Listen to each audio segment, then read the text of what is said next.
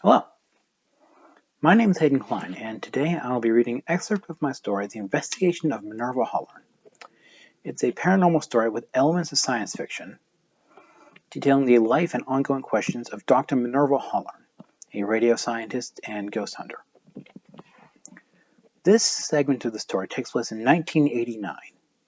It details a young Minerva nicknamed Minnie and her first encounters with the supernatural. Enjoy. It was 2 a.m. when Minnie rested her chin on her dormitory desk, staring at her radio with a disgruntled look as the headphones plugged into it continued to pipe droning static into her ears. The orange light of her desk lamp spilled across her desk, stopped by her frizzy dark hair, but nonetheless forcing her roommate to pull her blankets over her head. Minnie hadn't even noticed, nor had she noticed the way her glasses had slipped down her nose until the radio's knob was obscured by the top of their round frames. She was far too engrossed in her frustration. When she'd come to the University of Albany, she'd had high hopes. High school in semi-rural Pennsylvania had been a poor place for her to have figured out that she was a lesbian. Terrified of the stigma coming out would have put on her, and too afraid to entrust such a secret to anyone her own age, she had drifted away from social groups beneath a mounting anxiety and found an interest in ham radio, a hobby none of her peers had shared. College was supposed to be different. She had expected to find nerds like herself who she'd be able to talk to in person. So what if she'd never felt confident around people before? So what if she wasn't brave enough to go looking for people to share more of herself with? She'd have common ground with any radio nerd she met, and that would be a start. She had found people interested in radio like herself, but all of them had been severely disappointed. Anytime any of them met, the conversation would inevitably shift to, what is all that interference? It had happened a few months before, according to a professor that she had asked. One day, every frequency had suddenly flooded itself with interference. Every car radio, every cellular phone, every walkie-talkie emitted nothing but static. The apparatuses that Minnie and her new friends had brought to school were no different. They had tried everywhere on campus, everywhere nearby, on every frequency their systems could reach. They had extended their antennae and boosted their reach through things like wires and metal cones. They'd each attracted their fair share of odd looks by walking around the university with a pair of headphones over their ears and staring down at machines until they'd walked into walls. Not only had there been no discernible sound, there hadn't even been enough of a change to suggest any variance or any kind of source. Minnie's intense focus on the static in her ears was almost no longer a matter of looking for a change. Part of her was stubborn, doing the same thing over and over, not because she expected a difference, but because the alternative would be surrender. Another part of her had simply settled into what she always did when she was bored or frustrated. Her usual escape had become the reason she was so irritated. As her fingers slowly turned the dial, her brown eyes lost focus and she considered just going to bed. When the static in her headphones grew higher pitched, she barely noticed until it had dropped back into its drone. Her head shot up off the desk. Her glasses nearly fell off her face from the sudden movement, and she frantically pushed them back up her nose. Her fingers turned the dial the other way and overshot the frequency. The higher pitch came and went, and she tuned it back much more carefully. So slow near the end that her digits barely seemed to move at all.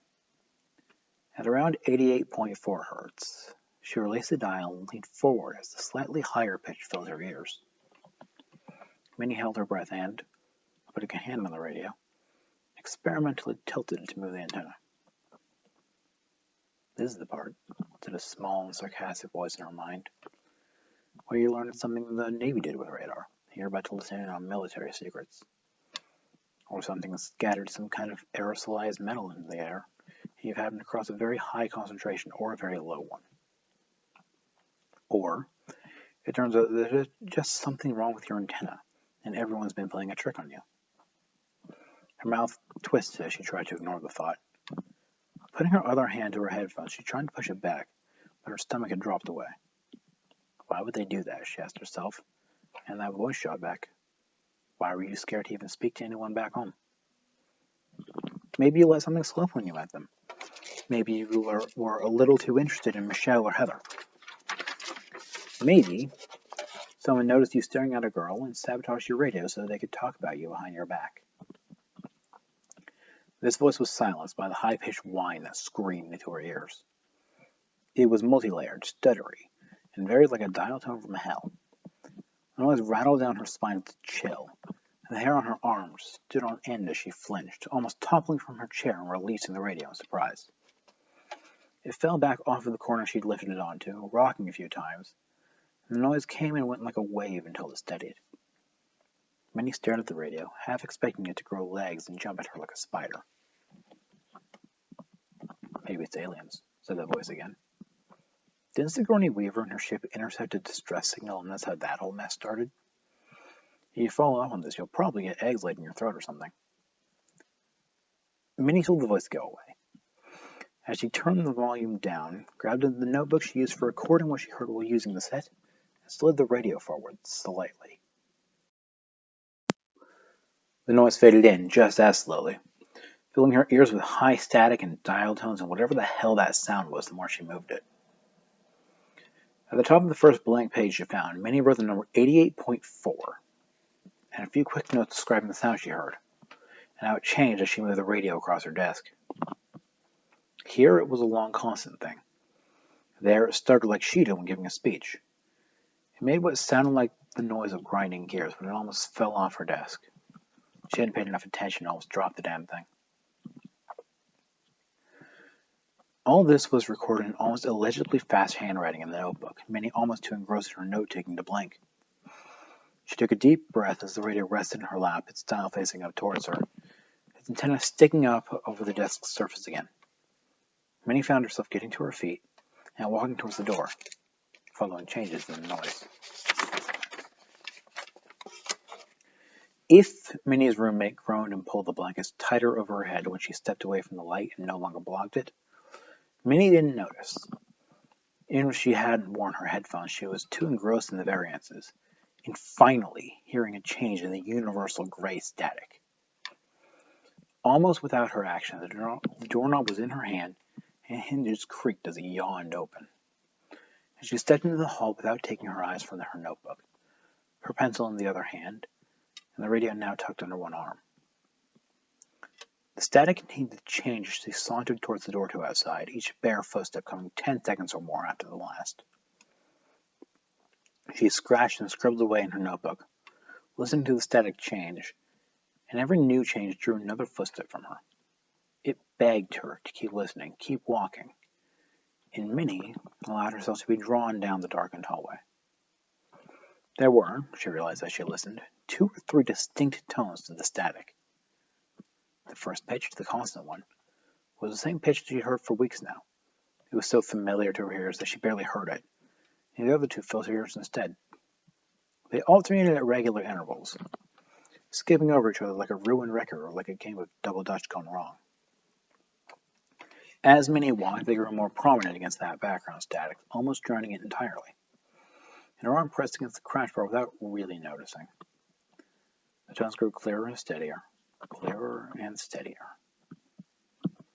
The door creaked and clicked closed behind Minnie, and the cold wind of the night made her shiver. It was hard to see her notebook now, a shadow overhead blocking the light above her. So she lowered it and focused on the sound. She set herself down on the stairs, resting her hands on her transceiver and closing her eyes. It was less like static, she decided, and more like a conversation. Maybe it was a talk show from outside the city that managed by chance to get through the interference. She tried to make out words, but none came. Instead, she felt a kind of melody to them, a call and response between 2 things she couldn't quite make out. I wonder what song this is, she thought idly, her head drifting to one side as her body faded.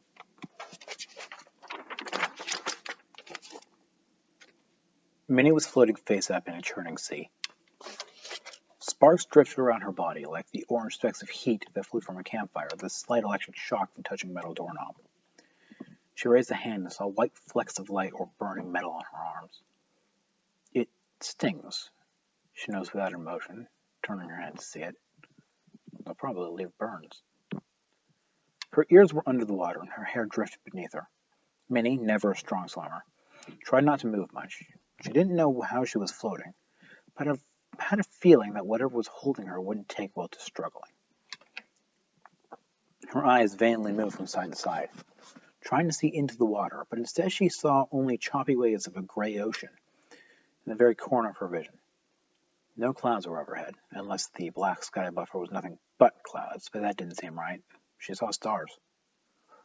Points of dull light scattered through the air in arrangements she didn't recognize as constellations. The more she focused on them, the more difficult it was to pick out patterns she might have recognized, and, she thought insanely, that they were actively defying her tries to put them in order. They were only half-hearted tries anyway, for Minnie was more concerned for the noises swimming through the water beneath her. Even though her ears were submerged, those dueling tones were clearer than ever, like a reflection in a dusty pane of glass, warped with age, as she held the light and the lights on the other side of the pane were snuffed. The tones swam beneath her, clashing and entwining and mixing and speaking alongside and against and over each other. They muttered to each other, or perhaps to themselves, with the urgency of a speaker scrambling to pull a thought off of their tongue before it evaporates.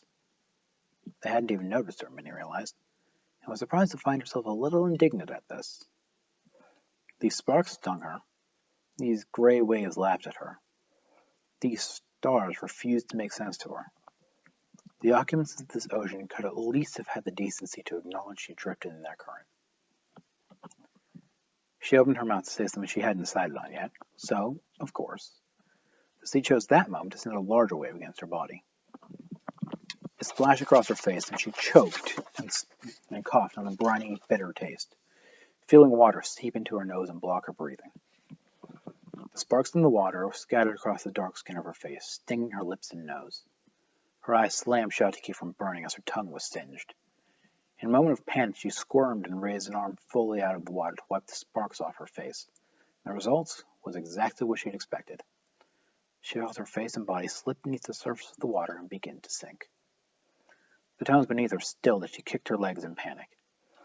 As Minnie sang, she felt more than heard both noises rise up towards her, curious and searching, reaching hands with sparks towards her. Then, she was sitting on cold, rough concrete in an uncomfortable position, her knees to her chest. Blinking her eyes open, Minnie realized first that her glasses were askew, and second that this was because her head was leaned against the stairway railing. She was awake.